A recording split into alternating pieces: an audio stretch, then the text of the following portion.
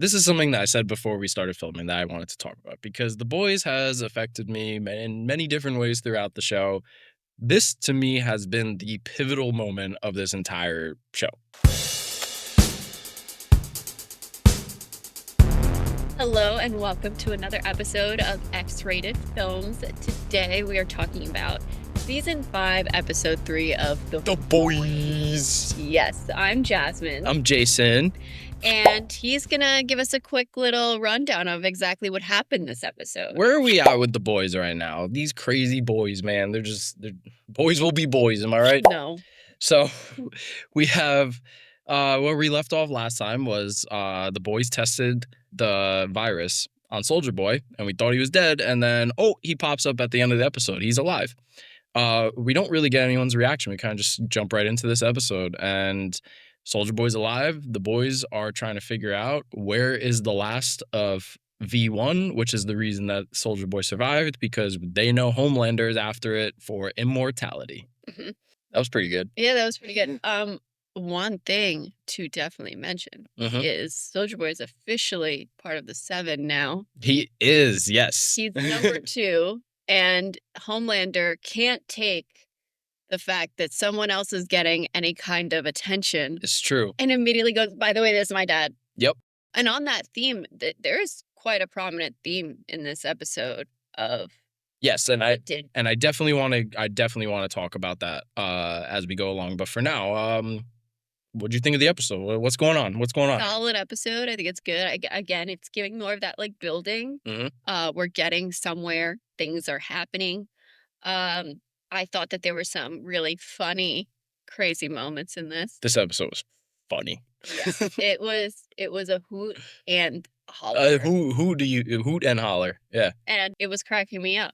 Is there anything like you specifically want to mention? Yeah. So not to jump around, so I'll kind of go a little chronological with this. Like immediately, I kind of like that they didn't have to show everyone's reaction to Soldier Boy being alive.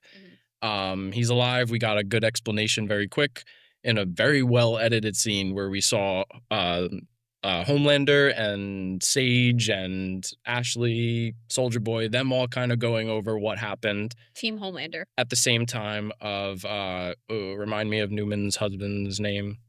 The one-legged dude. Scientist guy. What's his name? Couldn't tell you. You know what? That says something about it. I'm not even gonna look it up.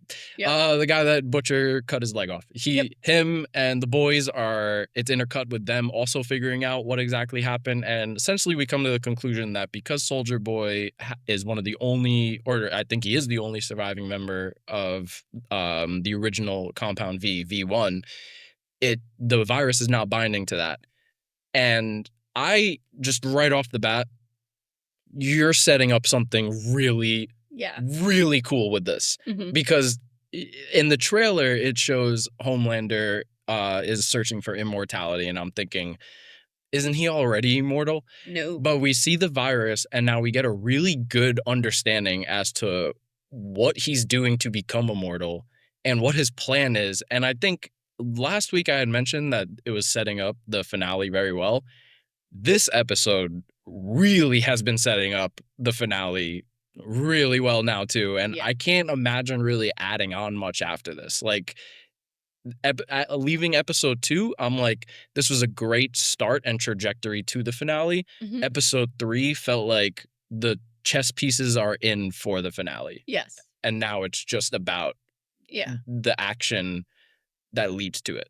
And they're doing a really good job of bringing all of the characters in. So like we get Stan Edgar back this episode. We do. And again, I wore the wrong shirt. I had the Los Pollos Hermanos shirt last week. And you were an episode off. And you should have worn that tonight. I was so upset. And we have Ryan back this episode. That's major as well. Yes, and Newman's daughter as well. Yes. And what's his name? The dude. It's Maverick.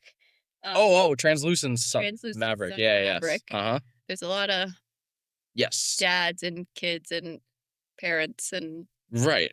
Even Huey has a whole monologue about his own dad. Yeah, and I can't wait to talk a little bit more about that, especially with Yeah. the title of the episode. But yeah, so what yeah, what were you thinking of this episode? What's I thought one thing for me, uh, Huey's crisis with Translucent's son, uh-huh.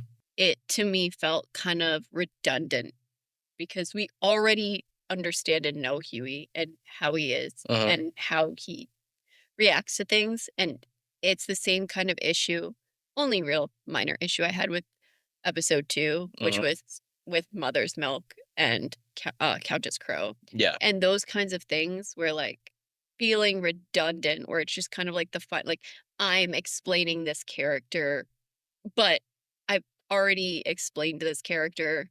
So like when he's going through the crisis of like, I killed his son, it ends up paying off Yeah. by the end of it. But I'm Dad. sorry, killed his dad, yeah. Mm.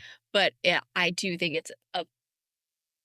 it's a little tiring to see Mhm. the same kind of like crisis that Huey's going through all the time. Yeah. I would rather see him like just in this moment dealing with the other shit that's going on. But even in the recap, like they literally have to remind you that he killed Translucent. Which I was like, I literally said out loud when they showed that in the recap, I'm like, why are we seeing this? Yeah, I was like, oh, so we're gonna get Maverick in this episode because there's no other way. Right, yeah. Yeah, that was They did like, that with Stillwell as well. I'll get into yeah, that, but yeah. they do that where like the recap is almost like skip that because Yeah. you might get that. Yeah, 100%. If you haven't seen the episode yet, which but why are you here if you haven't? Yeah. But if you haven't, like We've come back. We'll be waiting. right, and when you do watch it, skip the recap because it's not even like a spoiler. It's just kind of confusing because you're Yeah. like, why are they showing all this stuff from episode 1? Yes. Like not even just season 1, episode 1. It's like, and then yeah, obviously it comes into place.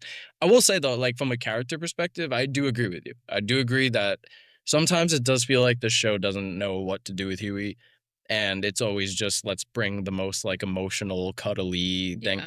But from a plot standpoint, I do like how they tied in the original, the first season with what is happening now in the Yeah. finale. Yeah. That's a loud plane. It is. Jesus. I will also say one thing though with TV shows, and this is the certain thing I kind of worry is when a writer says we've had this plan from the beginning, and then all of a sudden, yeah, and then all of a sudden they don't even know that they're gonna have the rest of a story. Yeah. Right, one season, Uh-huh. and they Yep. pray, and they pray that they're gonna get anything. So I think from that perspective, Uh-huh. it's a little frustrating when it's like, okay, we have to tie this in some way, or oh, let's like find a way to tie this. Uh-huh. And it just kind of like is not necessarily in the web, if that makes sense. It's like a rogue strand. Yeah, so I totally understand that. But funny enough, I don't, to me, like I didn't see that be the case with the Huey thing. I saw that to be the case with the Stillwell thing. That's fair. I was very happy to see the actress back. I loved, one of the reasons that I continued watching the show so much was because of Madeline Stillwell in the first season. By the time she's killed in the season finale, I was already into the show. Mhm. So it was really nice to see her back, but it was in a such, and I know before I say it, I know The Boys is an absurd show. I understand that. Told again, guys. But this scene was to me so out of place. What is wrong? But I'm jumping around a little bit. Yeah, it's okay. I'll get into that a little bit more. But yeah, so like we have Translucent Sun, and basically the situation. It's almost half of a bottle episode where Yeah. a lot of it is them stuck in Stan Edgar's compound because a team of the 7, led by the Deep of all people, Wasn't supposed to be like which that. it wasn't supposed to be. Yeah, Wasn't supposed to show up. right. He Black Noir, Chloe, and Or who's the Sabretooth guy? The character who's like clearly a riff on Sabretooth from X-Men. I don't know. He's. Why am I looking this up? Who cares? He's hunting them as well. He's part of the team. Yeah. And they're basically trapped. The boys are trapped in this compound while they're outside, kind of trying to figure a way to get in. But I just brought up something in this episode. I know you love this character so much. What do you think about the Deep having an integral part of the plot finally? I was so excited because I was like, listen, if you're gonna go with this kind of like character and like keep him consistent, let's use him in some way. Yeah. And they did. And they use him in a way where it's still so consistent. It is, yeah. And honestly, I couldn't be happier. It's consistent, but for someone who honestly like can't stand watching the Deep in a good way, but can't stand watching him, I really was like legitimately so happy when I found out by the end of the episode that he has an integral part of the plot. Yeah. He led this team and he actually competently got Stan Edgar out of the compound and to Homelander by the end of the episode. Yeah. I was like, dude, good for you. Can I also mention something that I'm noticing? How it's like we don't give villains iPhones in movies. What? It's so that there's this rule where iPhone won't let any villain in a film have an iPhone. So you can almost always guess who the villain is if they're holding like a Samsung Galaxy or something like that. Did he have that? No. I've noticed this new trend because it happened in Euphoria as well. Season 3, episode 1. They're giving the villains Cybertrucks. Oh, yeah. Oh, well, I didn't. Okay, well, you're saying it's in Euphoria, so I guess maybe it is a trend. I did notice that, though, just because I'm like, they gave the Deep the douchiest truck possible. Yeah. And I'm sorry if any of you own a Cybertruck, but I mean, come on, like by now you realize that that's like the douchiest thing you could drive right now. Cybertrucks are the entourage of cars. Yeah. It's like Cybertruck and then a Jeep with ducks. Anyway. I don't have ducks in mine. Oh, yeah, true. Okay. Yeah, so you're out of the clear. That wasn't even for you. People leave ducks in my car, though. Yeah, well, and you properly truck them, right? No, or just keep them and don't? No, I pay for it. I put out another one. Oh, that's nice. Yeah. Take a duck, give a duck. Yeah. That's what you're supposed to do. Yeah. It's back on track here. Yeah. Speaking of villains, Homelander is cracking even more. Every time I hear his little musical riff. Yeah.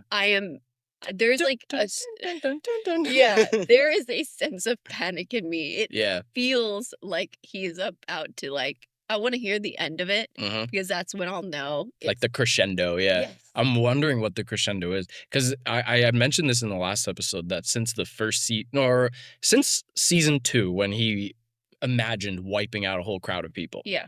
It put in my head that will eventually happen. It's Chekhov's gun. It's Chekhov's Homelander. Yep. You show him wipe out a crowd of people. When is that going to pay off and actually happen? And each season, I feel like has something that kind of teases it. And I brought it up in the first 2 episodes that it feels like he's closer to that. And this episode is the first time that he straight up is told to do that. Yeah. Well, then you baptize the unfaithful in their own blood. Jumping in a little bit to the Stillwell moment. So he was clearly affected by by that soup in the last episode that I can't remember any of these names. There's so many characters. The soup in the last episode that's like the religious guy who was leading all that stuff clearly was affected by it, and he had another. Diggs. Is that his name? No, that's the actor. Oh, okay. I was like, there's no way it's not a Jesus-related pun. No. But anyway, so yeah, and he was clearly affected by that in the first episode, or the last episode, at A-Train's funeral. And he has another religious experience in this episode where Stillwell comes out looking like a Mother Mary, type figure or something with fucking mother. Of course, heavy on the mother. Shows a golden light popping out from her titties.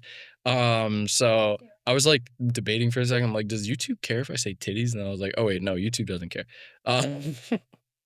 But and she puts into his head he's showing that he's afraid that like people are gonna hate him.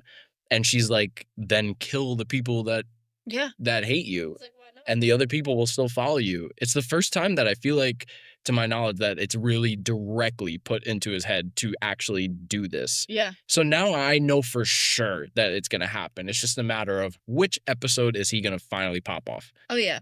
and murder a ton of people. Like, obviously, it's not going to be the series finale. Right. So I'm thinking we might get a Game of Thrones situation where, like, the second to last episode, we get the Bells kind of episode where Homelander snaps. But I feel like it would be way more earned in this show than it was in Game of Thrones. So we'll see. But yeah. Do you have anything else you want to mention before we start to get into some theories and moments? Or Yeah, I mean, I have a lot to talk about with one scene in particular. I'll save it for the moments. Overall, I think this episode was better than the first two episodes to me. Yeah. I think it continues this trend into breaching a true finale. And it feels like every single thing that's happening is the most important thing that's happened in The Boys. Yeah. And I love it. I'm so happy. Season 4 I thought was good, but I thought it was mostly just the Homelander stuff that was really good. This season to me is so good. Everything feels so important, so big, and not a moment wasted. I'm so happy. I'm honestly really glad you're wearing this shirt because it reminds me of the last season of Game of Thrones where I felt that way about episode 3, which is not a very well-loved episode in that season. It's lit fine. Sorry, continue. Episode 3 is the one where it's literally just conversations. Oh, I'm sorry. I thought that was the Battle of Winterfell. Yeah, no. It's all just the conversations, and it's like kind of like a quiet episode for Game of Thrones. Yeah, building up to those. Yeah, and I was like, this is awesome. This is what I want to see before the end, and then they just fumbled it. So yeah, here's hoping they don't do that. But I think where The Boys stands out to me a little bit more in relation to Game of Thrones is, yes, this episode, like I said, is kind of part bottle episode in that way, but it's not giving one whole episode to just have people just bullshitting. Because like you said before about Huey, these characters are well established. Yeah. We know the sides, we know all this stuff. What we're kind of getting now, and this will be my segue into the kid stuff that we want to talk about. What I'm getting from this episode is that they are really like what they're talking about in this episode is what the overarching show has been like doing. It's kind of telling the audience what the show has been doing this whole time. The episode is called what is this? All the sons of every one of you sons of bitches. Oh, and good.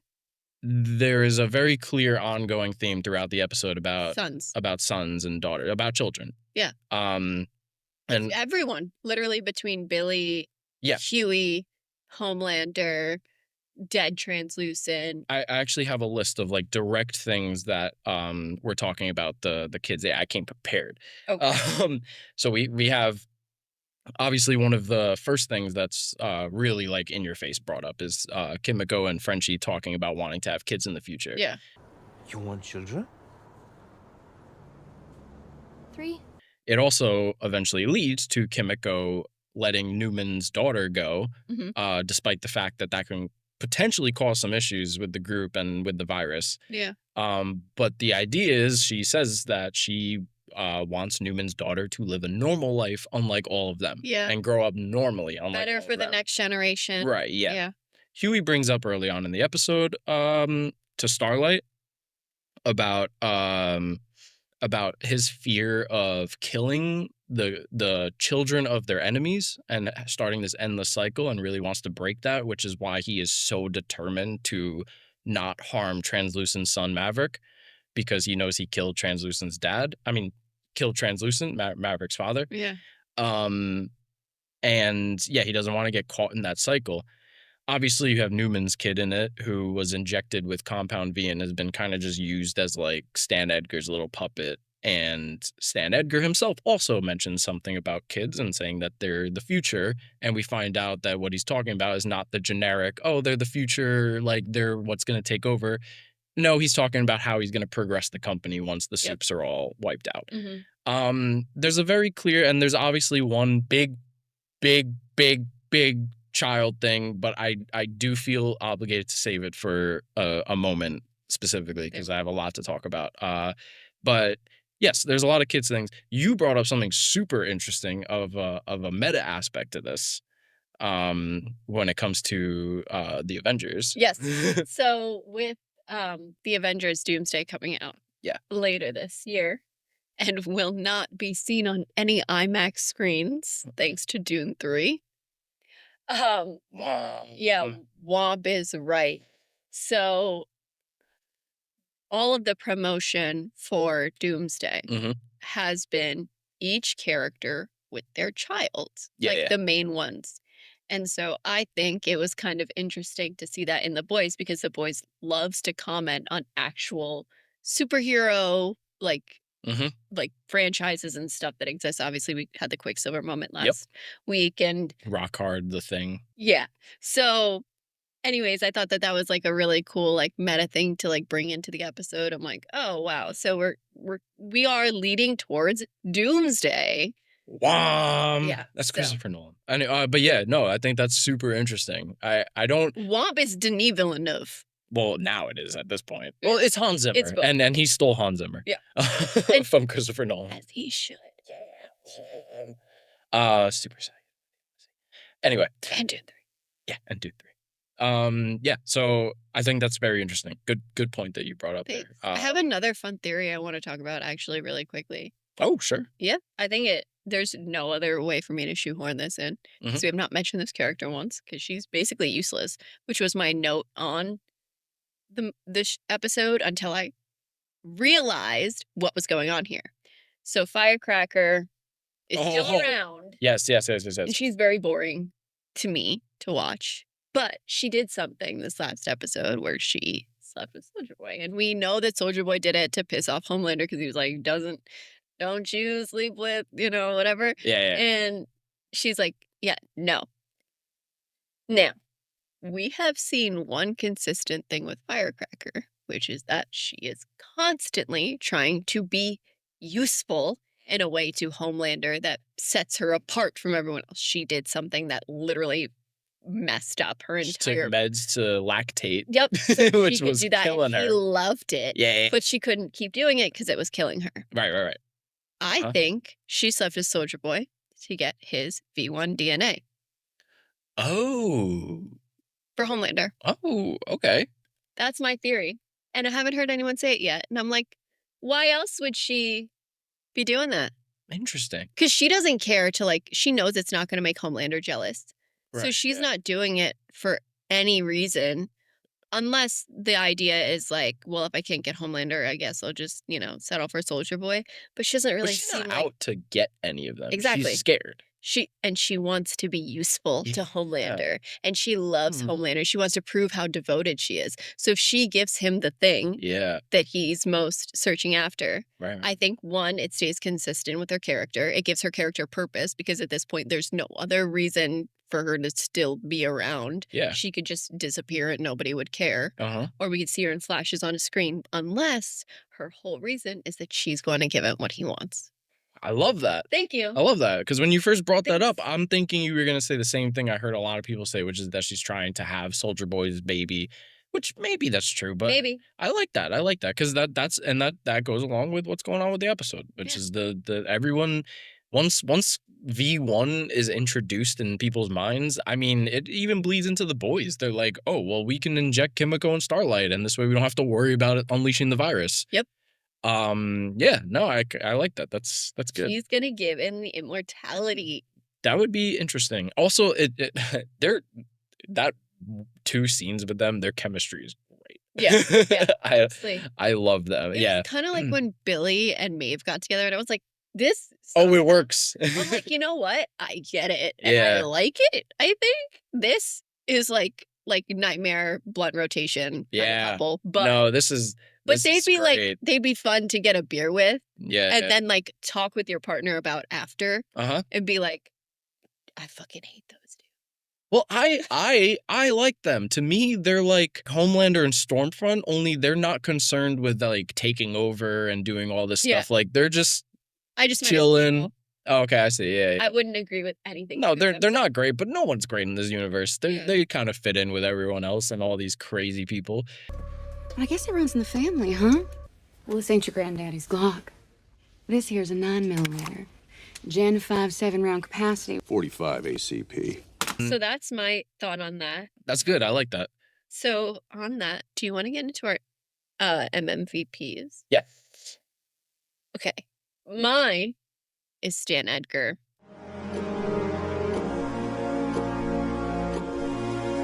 I was so glad to see him back on the screen. I love that he has a purpose, and I love that it's Giancarlo Esposito. He's awesome. He's so good. And everything. He's great. And the way he comes back is interesting. He proves himself to be a very important and just fascinating character to watch. Yeah. So Stan Edgar's my MMVP, most valuable MVVP. Oh, yeah.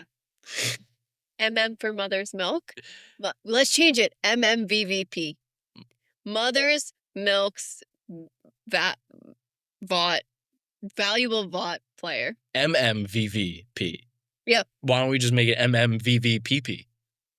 Mother's Milk's valuable vought players person. Okay. Anyway, yeah, fair. I was really hyped to see him again. Who's yours? And just real quick, I just wanted to add on to like influence a little bit of why I also kind of agree that he's a great character, because he's the only non-soup character at this point, because Butcher is a soup now, that is just as bad as Homelander.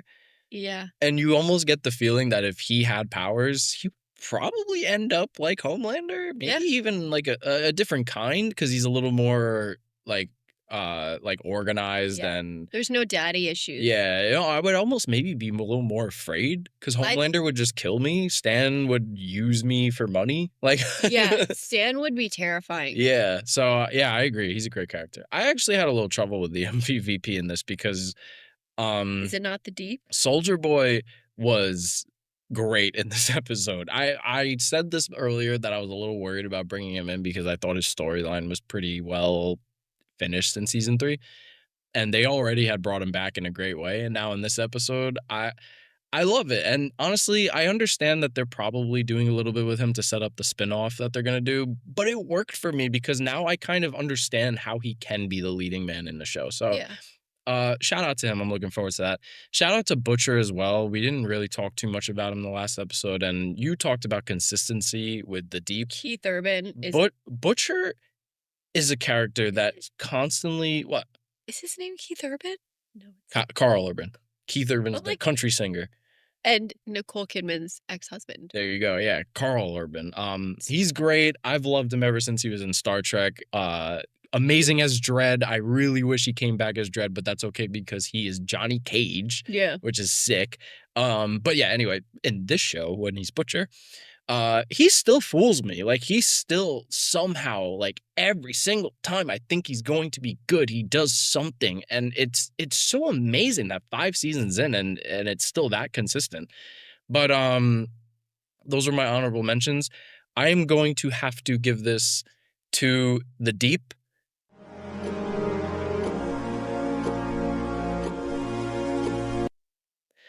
Because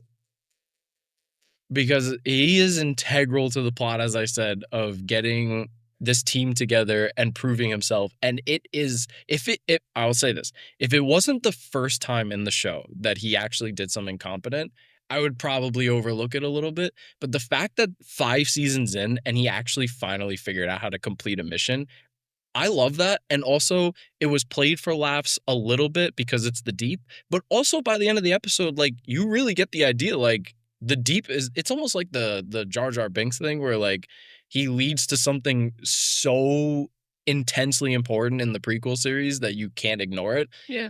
The Deep is not as annoying as Jar Jar. No. But I really appreciated that. And he also has some of my favorite moments, comedic moments in this episode. Yes, my funniest moment. Oh, we're going into the moments? We might as well, because my funniest moment is the Deep. Uh-huh. When he's telling Maverick, he's like, oh yeah, like, actually it was Huey who killed your dad. Or Howie. He called him Howie. Howie, he goes, yeah, Howie, whatever. He goes, No cap on God, bro. and he says it so seriously. I actually had to pause the episode and laugh because I was like, this is every single actor. Chase Crawford, I know you from Gossip Girl, Karl Urban, Anthony Starr, Jack Quaid. Jack Everyone Quaid, yeah. is so Erin Moriarty. Yeah. So Everyone is so good. Mhm. Like not a single person is phoning it in. They all really care. Yeah. And just Yeah, he does it so good. Do you remember what he calls Black Noir? no. Is that your funniest moment? No, but I wrote it down because I thought it was so funny. He called him Brobocop. Oh. He's hilarious. I love it. He's like the superhero twink. Yeah, no, and he's just such an awkward character, and I just he's great. Who's your funniest moment? So What is your funniest moment? I almost actually had the entire car scene of when he's driving with Chloe in the back seat, Yeah. Black Noir not saying anything. This whole like Trio. because there's also the Sabretooth guy. This whole quartet was really funny. I almost picked that. But you might hate me for this because I think you might, because you said you didn't really like this subplot too much, but I thought it was really, really funny. This awkward scenario when Huey meets Translucent's son, and when he says that he thought Homelander killed him, and there was just a super awkward exchange of Huey just like saying it for years. This fucking Guy. motherfucker. No, you know what? That is funny. That was pretty funny. and they dragged that on for a little bit, and it pays off in a very serious way. Yeah.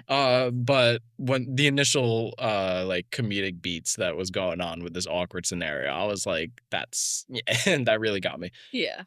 Mhm. I want to talk about some more moments. Which We one? get into gross. Ooh, yep. Mine was Homelander bathing in milk. Cause just that's gross. That's icky. Like just the smell of milk in general is gross. And then he like licks it. Like for the people who think that like in Saltburn, like Barry Keoghan like licking the bath is gross, like a little freaky. No, this is some weird. This is what I mean by like this is the weird shit. No, this is crazy. You don't even know if it's warm. It's It's disgusting. probably not. Horrifying. What's your grossest moment? I have to pivot because that was my grossest moment. I had a backup though because I actually think it's like a similar thing, but I actually think this one got a more visceral reaction to me. Later on in the episode, he's drinking milk and he swirls it in his mouth. Yeah. He goes, and I was like, No. You're an oat milk drinker. You are not a whole milk. I don't person. think I will ever drink milk after seeing the stuff. It's every single episode. Just assume the grossest moment is gonna be having something with Homelander and milk. That was disgusting. Yeah. I will give it to you though. The bath was fucking awful. I was Yeah. ugh. Do you want to pivot again and go into emotional? Yes. Since you had an emotional reaction. Actually, my emotional reaction has to do with the dad theme. Uh-huh.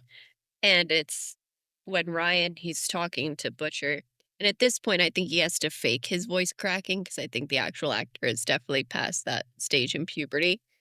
But he goes, "Do you think I could ever turn into my dad?" And he asks him, and Yeah. he's so genuine and earnest when he asks. And you do hear like a slight crack in his voice. And it's I really, think you're right. He's 18. yeah, he has to be faking it at this point. It's because it was so real in the last seasons, and it's been a while.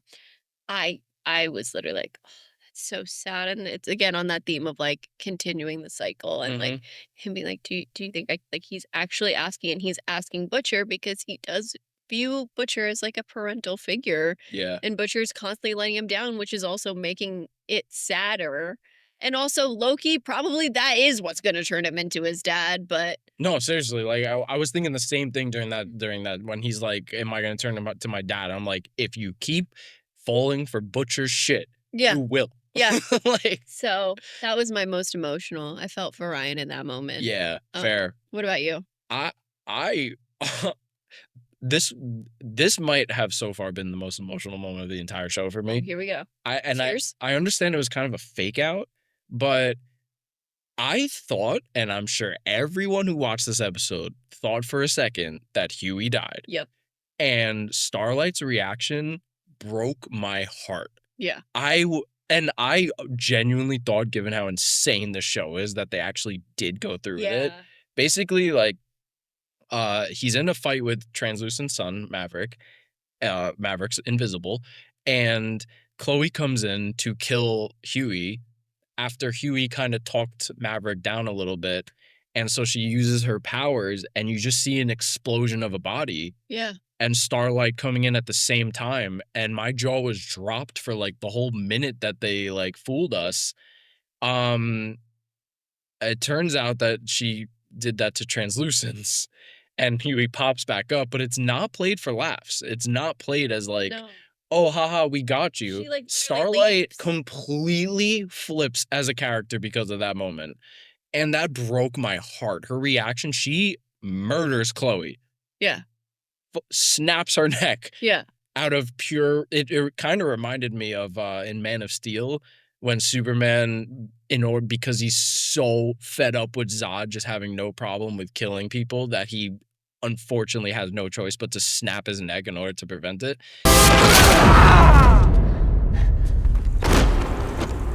It kind of reminded me of that. Probably was an homage, to be honest. That broke my heart. And they were just talking about not continuing the cycle, so you know that that's like an internal like turmoil for her as well. Yes, and it's not resolved. By the end of the episode, she's like, that affected me so much, like I need to do the following mission by myself. Yeah. Like that was a really heartbreaking moment. And even though it was a fake out, it really wasn't treated like a fake out. It really did affect both characters by the end of the episode. Yeah. But shout out to Erin Moriarty, because her reaction to that was what really like just broke my heart. I was like, oh my God. Yeah. And also, quick side note, shout out to her for just being honest about her like disease, and she could have been saying stuff for years and she never did, and it's sad that way the internet treated her. Yeah. She recently came out and said she has Graves' disease, which causes hollowed-in eyes and all the things people were... I didn't even want to bring that up because, honestly, I have told you since we've been watching The Boys that no one knows what she's actually going through, and to just leave her alone. I always... we know, everyone knows what we're talking about. It's messed up. She's a great actress. I really am hyped to see what else she'll do outside of The Boys once this is over. Yeah, that's why I was like, shout out to her. She just came out and said what was going on, and I think that that's a pretty brave thing to do. No, and I'm glad that you brought that up, because I don't see a lot of people giving Erin Moriarty a lot of love, and I've said from the beginning of the show that she is awesome. I never knew who she was, and I hope to see her in more stuff after this. Quick point real quick before we get to our next moment. Did Translucence jump in the way of Huey to save his life, Maverick? Or was that an accident? Because I thought Maverick jumped in the way, but it seems like no one really is talking about that. Yeah, I don't think he did. I think she was after him because she felt betrayed by him. But I don't know. And honestly, I think that we will find out, like, for sure. It is an interesting thing to ponder.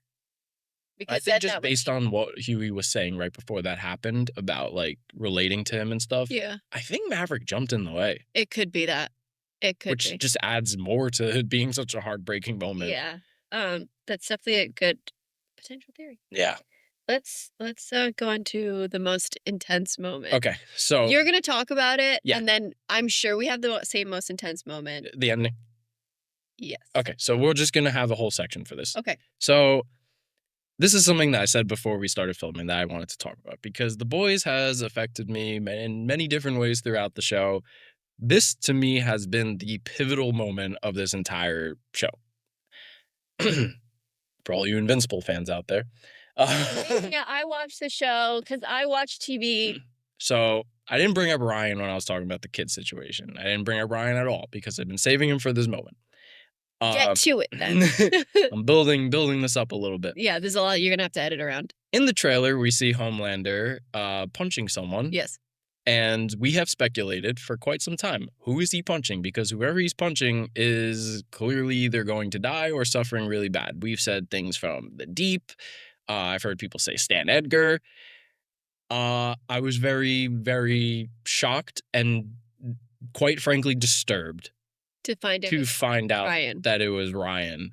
So Ryan's purpose in this episode, he is he's friends with Newman's daughter, and He comes out of hiding to basically like talk to her and whatever and relate a little bit. And Butcher knows that that's going to happen and convinces him to have a drink with him and convinces him to use the virus to kill Homelander, which he perfectly is honest with him and says it's going to kill you too. Yes. And I love the moment too where he's like, don't worry, I'll be there too. I'll die with you. Like, you're not going to die alone. Very like honest and sweet moment, and Ryan showing the growth of character decides that that is probably the best move. Shout out to Cameron Crovetti as Ryan. He's fucking awesome. Yeah. I think he's so good as this guy. I've seen him in a few other things. He's definitely gonna. I hope he blows up. He's 18 years old. I hope He's nothing but good things for this dude, because he really kills it as Ryan, especially in this episode. So he decides to do it.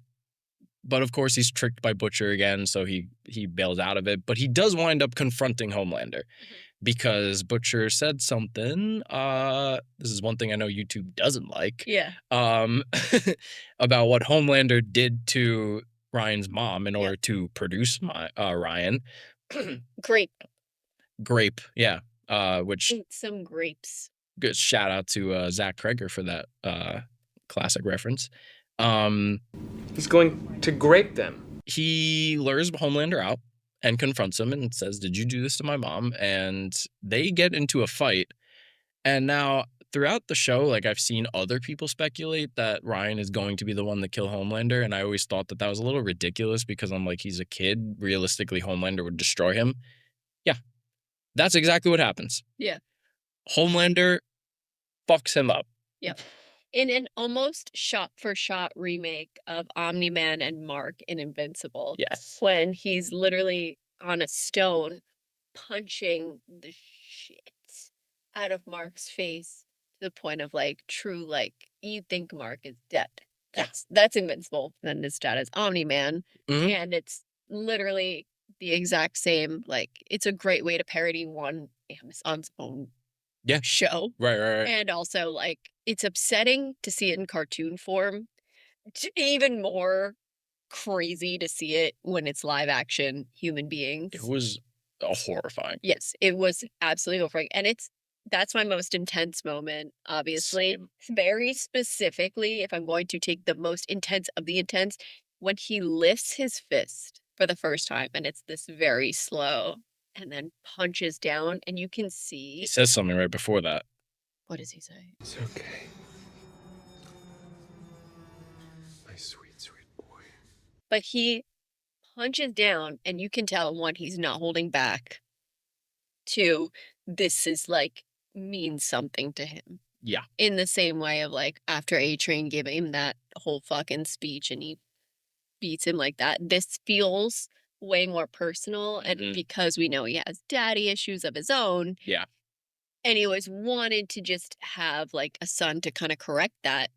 This is him, to me, like, the final, almost one of the final crescendos. Yeah. Because it's, like, another just crack in Homelander. Like, you can feel that he's, like, truly, like, the unhinged, like, demon in him. And like, you know where it is for me when that really kicked in? Because I took it at first as, you know, we see the interactions with Soldier Boy embarrassing Homelander, and then a great moment where Homelander actually embarrasses Soldier Boy. And so I took it as, like, this is his version of discipline, but that is erased in that moment where he holds his fist up and pauses, and then you think he's gonna stop, and you see Ryan's already completely fucked. Yeah. But he stops because you think, like, oh, he maybe thinks he went too far. Nope. Boom. Down. One more, maybe more. It cuts away after that. And you hear a squelch. Right. Now he is alive. Yeah. It was a little bit unclear to me, but I see pretty much everyone on the internet saying that he was breathing. Yeah, if you watch Invincible, like, it's basically the same kind of state that Mark is left in, where he's, like, barely alive. Right. And like, there's no shot of him being able to take down Homelander after that, which I think was the purpose of that, of, like, so many people thinking Ryan would be the one to kill Homelander. I now think that's no longer an option. No, to me, it never was. And that's why... like, completely takes away anyone who thought it could be. Right, yeah, it just rips that away. And I think good on the show for doing that. It was a very hard-to-watch moment that has been led up to for seasons. And I'm also honestly glad they put that in the trailer because that was a big thing. Like I said, that we were speculating, like, who is he punching? Because it was shown like cut through the trailer, so you know it was a big moment. And yeah, it didn't disappoint because I was disturbed as hell. Yeah. Yeah. This is a great segue into my tattoo. Okay, yeah, let's get a little lighter here. My tattoo is actually Homelander. Oh, never mind. With cracks in his face and red eyes. And I have a little red on one of my tattoos. I would do another one with Homelander's face and the red eyes. Like, yeah. Okay. Yeah, I don't want to talk about Homelander anymore. What's your tattoo then? It's not bad. I want Stan. Stan Edgar has a moment where they open a gun case and there's a funny little gag where you think he's like, oh yeah, there's like good stuff in here, but he actually has a humidor of cigars inside. I want a gun case that's open and just has like a bunch of cigars in it. That's solid. That's kind of funny. I thought that was a really good sight gag. And then lastly, what we have to talk about is our favorite quote from the episode. You were looking up quotes. You have a bunch, right? I'm gonna do something a little different for the quotes. I couldn't choose. I'll be honest. Okay, so then let me say my one. All right, and you can say your plethora. Okay, say your quote. Say your quote. Because you almost stole it too. My favorite quote is from Butcher. Butcher's got some good quotes. Mm-hmm. And he says, fuck leather, fuck lace, here's to the bird who sits on your face. And I just think, the world would be a better place if more women sat on more men's faces. Or other women's faces. We agree. We actually agree. See? Look at that. There we go. So if you learned anything from our video, it's go sit on someone's face. Right, exactly. Or right get now. your face sat on. Watch this video while having your face sat on. Yeah. By not your ex. No, just anyone. Well, not just anyone. Someone that anyone. A clean person. This is a long tangent. Anyway, what's your quotes? Okay, so I couldn't pick. I initially was thinking about that quote. That quote stood out to me. But realistically, cheers. Realistically, I did cheers. Oh. You missed it. You got to go back and watch the video. Realistically, Soldier Boy had me cracking up. I went back from putting a quote in for my funniest moment. I put it as a regular quote, and I decided I'm just going to do something different. I'm just going to rattle off some of my favorite Soldier Boy quotes today. First one is... What, you asked me up here so I could watch you swim in tit jizz? Good. Second one. I'd rather fist myself with a handful of razors. I liked that one. I remember that one too. I almost wrote that one down. He says this to Homelander when he looks at his wiener. He says, You know, all I see is a freak. A freak with a bushel of gray pubes. Try some Just for Men. And then my absolute favorite one that sent me over the edge, and I had to pause the video because I was cackling so much. After he has sex with Firecracker, he says, I mean, what's the point of going down there if you're not going to get a fat face full of fur? Too good. Oh my God. I just, it was after that one where I was like, all right, I'm just going to put all these quotes in here. I can't pick. It was good. Jensen Ackles. Fuck yeah. MVVP of the boys. The boys in general. Line deliveries, MM. Oh, Jensen Ackles for sure.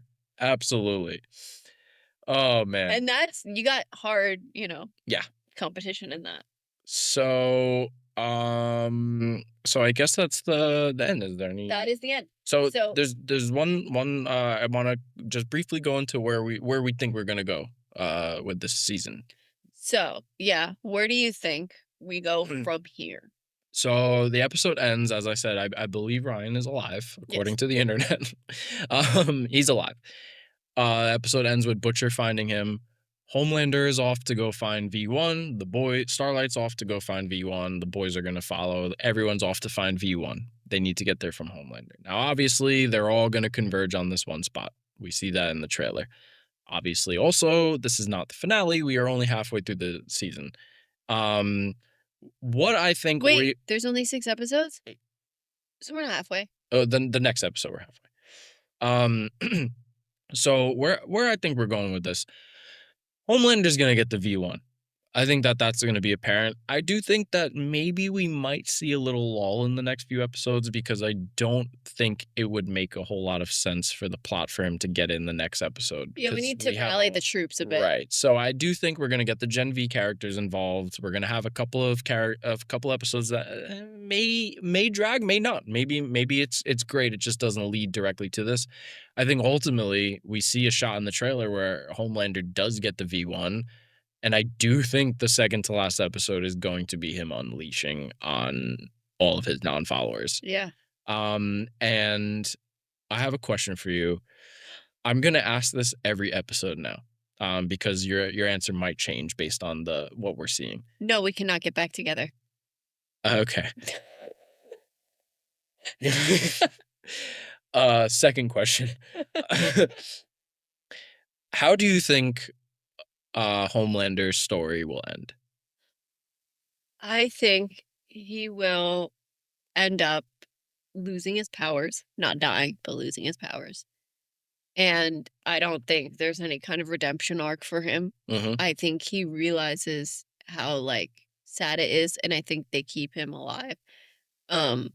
Probably trying to think of a character. Maybe Mother's Milk keeps him alive in some kind of box or something.